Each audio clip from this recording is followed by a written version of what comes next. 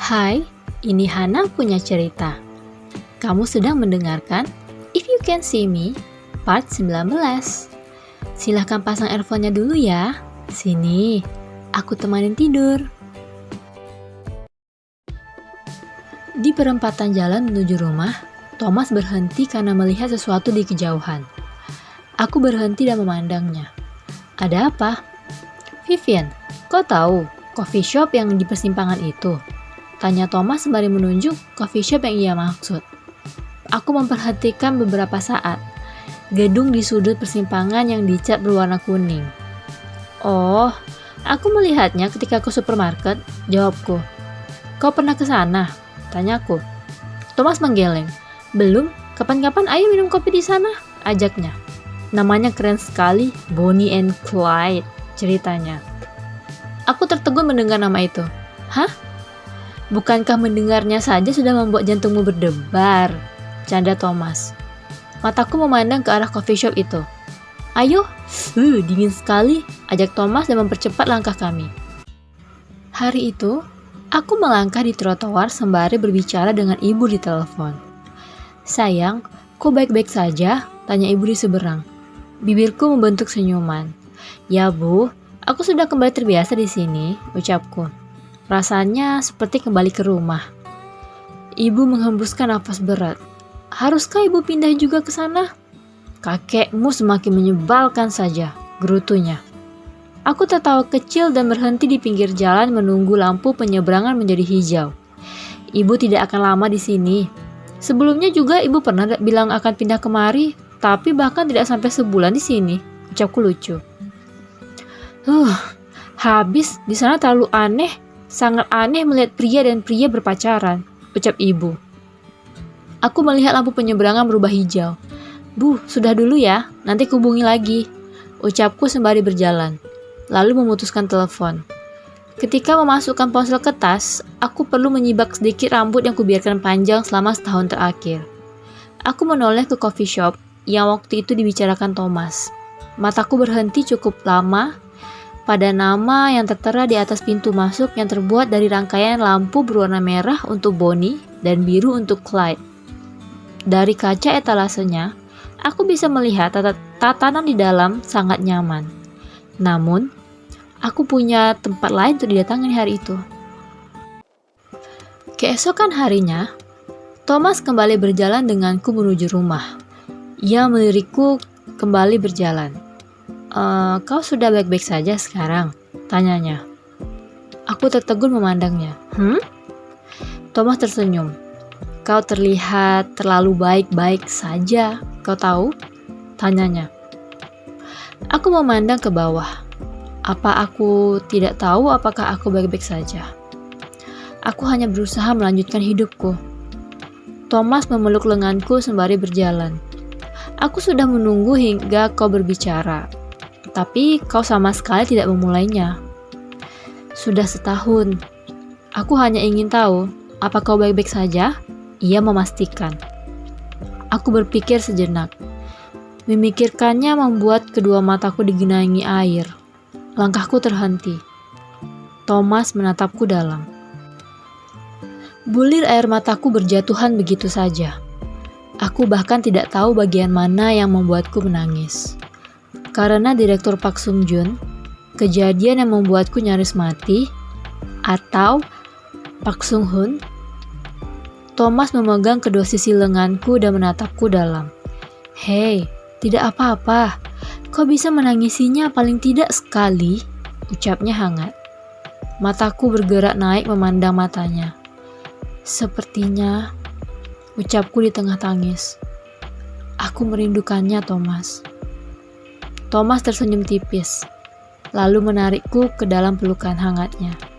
Ya, Vivian, kau bisa merindukannya dan menangis memikirkannya, ucapnya memberikan izin. Ya, sepertinya yang berusaha kutahan selama setahun ini adalah rasa rindu pada Park Sung Hoon. Begitu sadar di rumah sakit, ia tidak pernah datang menjengukku. Setelah namanya bersih dan semua tuduhan pindah pada Direktur Park Sung Joon, dia juga tidak menemuiku. Kakek memutuskan pertunangan kami sepihak. bahkan tanpa merundingkannya denganku. Dia juga tidak menghubungiku. Aku bisa saja menghubunginya terlebih dahulu, atau menemuinya langsung. Tapi aku terlalu takut dia akan merasa bersalah padaku. Aku takut mendapat penolakan dari tatapannya. Aku juga takut dia akan marah karena aku menjadikan diriku umpan dan nyaris mati. Kurasa aku terlalu pengecut untuk menghadapi rasa takutku. Begitu kondisiku membaik, aku langsung berangkat ke Georgetown untuk melarikan diri.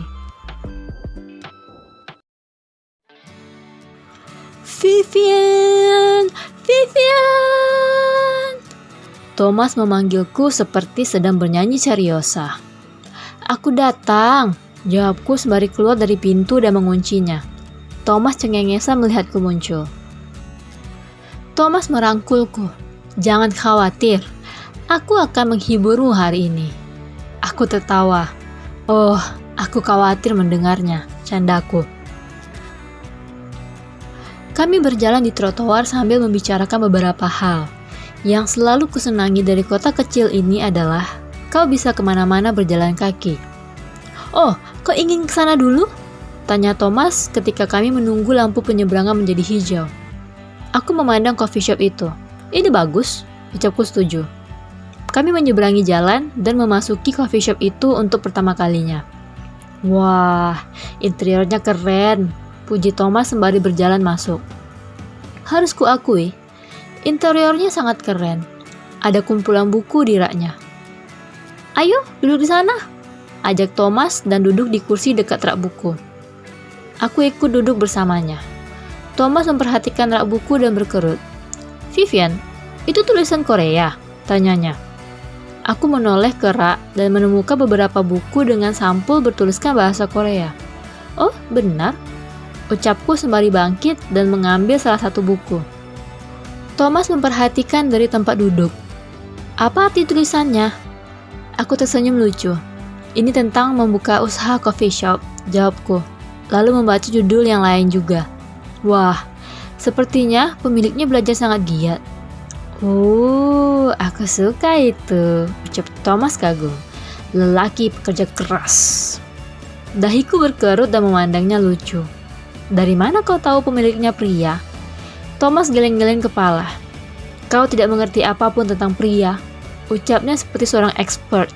Dengan interior seperti ini, sudah pasti pemiliknya seorang pria, ucapnya yakin. Aku memperhatikan sekitar. Ya, mungkin saja sih. Aku hanya mengembalikan buku ke tempatnya dan duduk. Aku dan Thomas menghabiskan setengah jam lebih di sana, mengobrol sembari menikmati secangkir kopi, lalu meneruskan ke tujuan kami yang lain. Beberapa hari kemudian, kakiku berhenti di pinggir jalan menunggu lampu penyeberangan menjadi hijau. Kepalaku menoleh ke arah kanan. Tampak seorang gadis cilik bergandengan tangan dengan ibunya. Bibirku membentuk senyuman ketika ia memandangku. Semua orang mulai bergerak begitu lampu berubah hijau. Aku memperbaiki tas sandanganku sembari menyeberang. Hari-hariku berjalan sama. Panti jompo, rumah, supermarket untuk berbelanja, atau ke rumah sebelah untuk ikut makan malam bersama Thomas. Aku menikmatinya. Aku senang bersama orang-orang yang menyayangiku. Tapi, tetap ada sesuatu yang hilang. Hari itu, di panti jompo, memasuki musim panas, udara jadi lebih menyenangkan. Termasuk di sana. Orang-orang tua itu biasanya akan lebih bahagia karena keluarganya datang berkunjung. Bibirku tersenyum melihat para keluarga yang mengunjungi para orang tua di ruang santai. Banyak anak-anak dan bayi. Aku menghela nafas dalam dan berjalan ke kamar mandi. Sembari berjalan, aku memikirkan ibu. Sebenarnya aku khawatir pada ibu, tapi kami memiliki cara hidup yang berbeda. Meskipun sekarang aku sudah bebas menentukan jalan hidupku, ibu tetap akan terikat pada kakek. Keluar dari kamar mandi, aku berkeliling di lorong untuk memastikan semua orang tua baik-baik saja. Langkahku terhenti ketika melewati lorong ke pintu depan. Perlahan aku kembali mundur dan menoleh ke pintu kaca itu. Terlihat seseorang bertubuh tinggi menatapku. Aku terpaku menatapnya. Apakah benar? Kakiku melangkah cepat ke pintu depan. Jantungku berdebar cepat. Tanganku mendorong pintu dan mencari-cari. Sesosok pria tinggi mengenakan blazer dongker membelakangiku. Aku mendekatinya dan memegang lengannya. Pria berwajah Asia itu berbalik dan memandangku bingung. Aku menghembuskan nafas lega. Ternyata bukan orang yang kupikirkan. Oh, maaf. Ucapku sedikit malu dan kembali masuk. Bagaimana mungkin aku sampai salah melihat orang? Memalukan. Malamnya, aku berbaring di tempat tidur, namun tidak bisa mengistirahatkan pikiranku. Yang kulihat tadi terasa sangat nyata. Tatapannya benar-benar seperti Pak Sung Hoon. Jadi, lanjutkan saja hidupmu. Lakukan apapun yang kau inginkan setelah ini. Ucapannya kembali terngiang di telingaku. Seharusnya aku bisa melanjutkan hidupku. Aku sudah mendapatkan hidup yang kuinginkan. Hidup di mana aku bisa melakukan apapun tanpa perlu memikirkan statusku sebagai anak tanpa ayah yang terus akan menjadi aib bagi keluargaku. Tapi tanpa ku sadari, keinginanku tidak semudah itu lagi. Aku menginginkan satu hal, bertemu Pak Sung Hoon. Mataku terpejam erat, namun bulir air tetap merembes dari sudut mataku.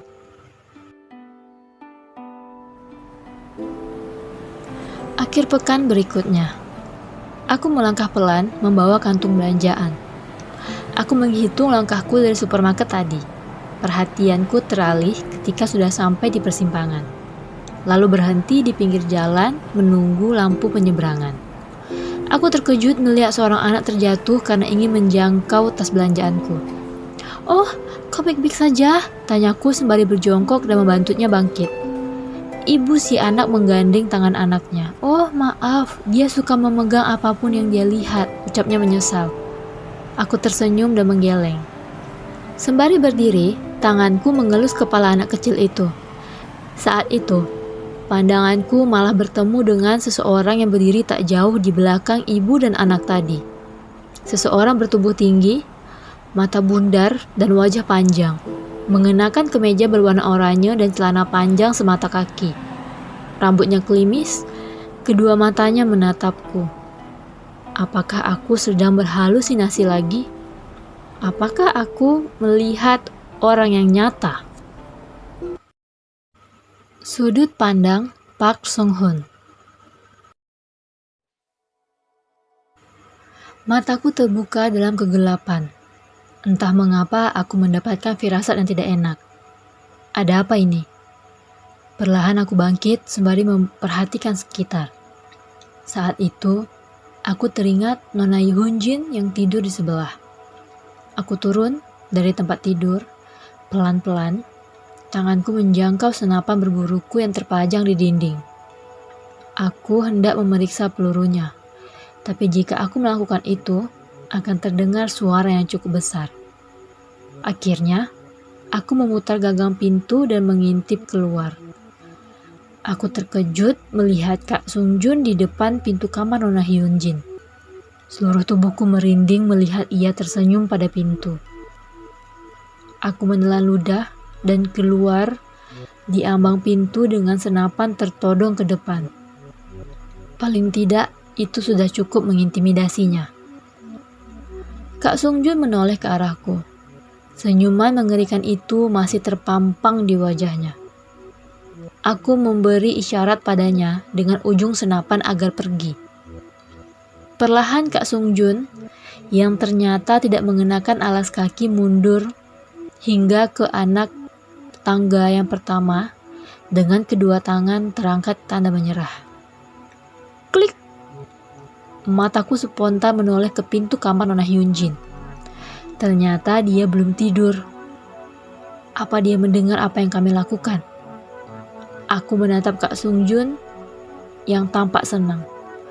Kak Sung Jun menutup mulut menahan tawa, lalu berbalik dan menuruni tangga tanpa suara. Aku bisa menghembuskan napas lega.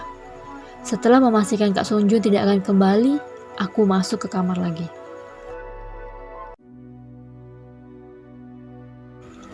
Mataku terbuka perlahan, namun aku masih merasakan kantuk.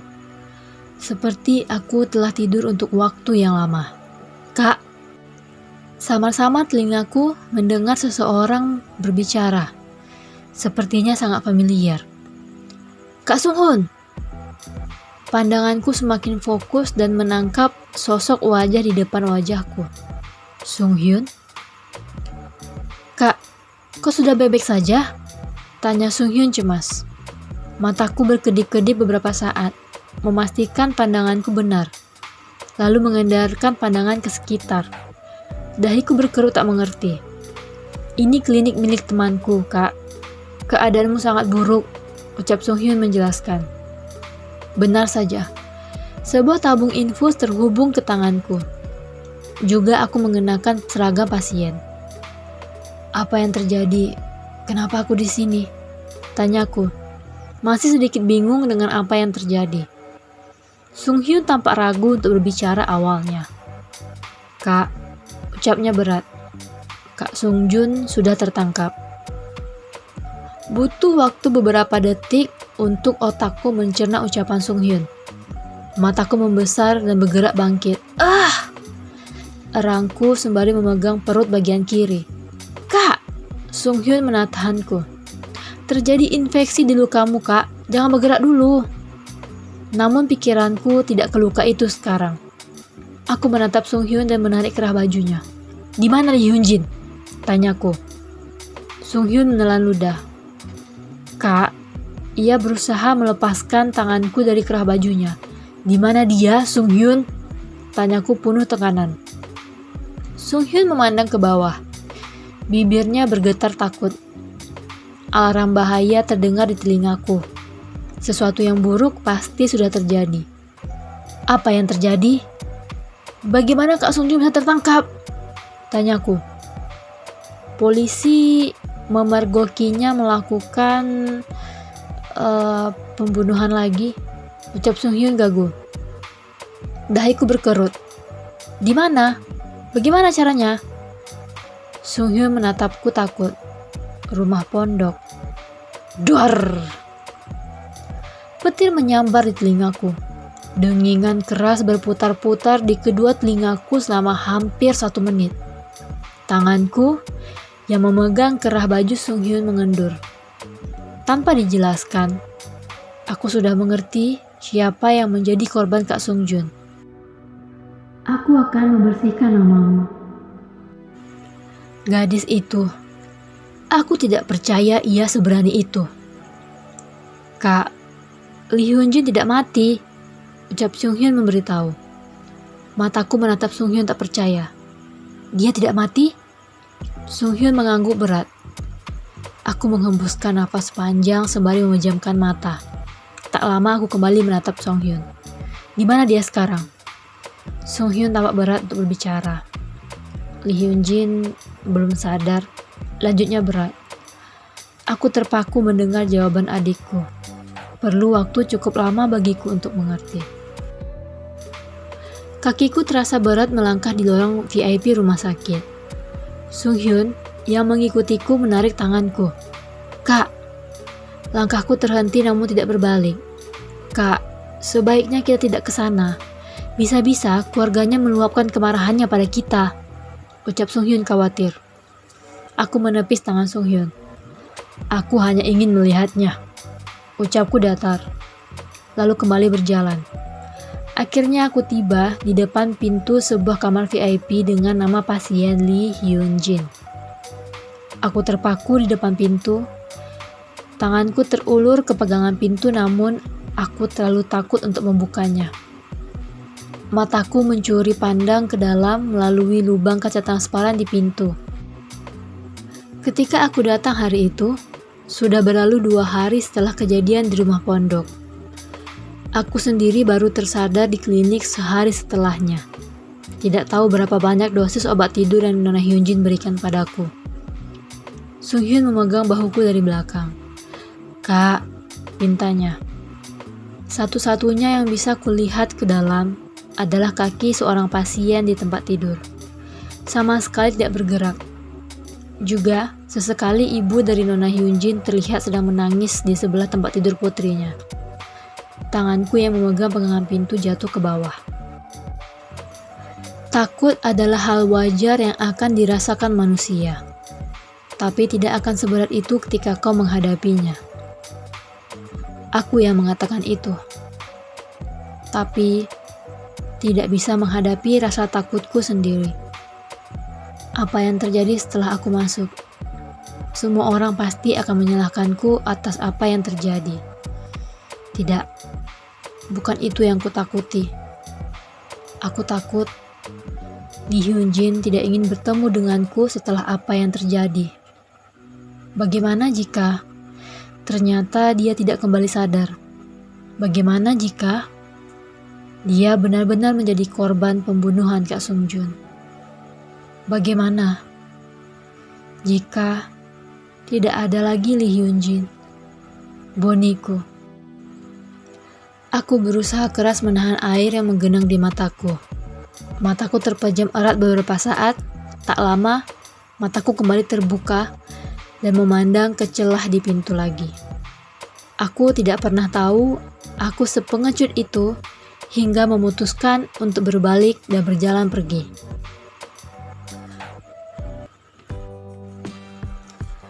Sampai di sini dulu ya. Aku upload hari Senin dan Selasa malam. Jangan lupa like, komen, dan subscribe.